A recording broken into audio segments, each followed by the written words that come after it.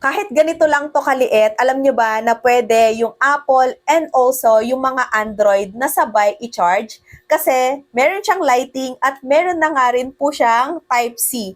O di ba kahit dalawa pa yung cellphone mo at magkaiba pa yan, hindi mo na kailangang bumili ng separate na power bank. So isang power bank lang is pwedeng-pwede na. At ang nagustuhan ko pa nga po dito, tingnan nyo naman kung gaano kaliit. So pwedeng-pwede mo siyang ilagay sa mini bag, mini wallet, or pwedeng ibulsa mo lang siya. Maganda ito for emergency charging, quick charging, kung bigla ang na-lowbat, tapos meron kang emergency na kailangang tawagan, so eto na lang talaga yung kailangan mo. Meron siyang 5,000 mAh, so for emergency charging lang talaga siya. And tingnan niyo naman kung gaano ka-cute nung kulay niyan, di ba? Ang ganda, pero available siya sa ibang kulay. Tapos, nakabox na nga rin po yan, and syempre, meron na rin siyang kasamang cord.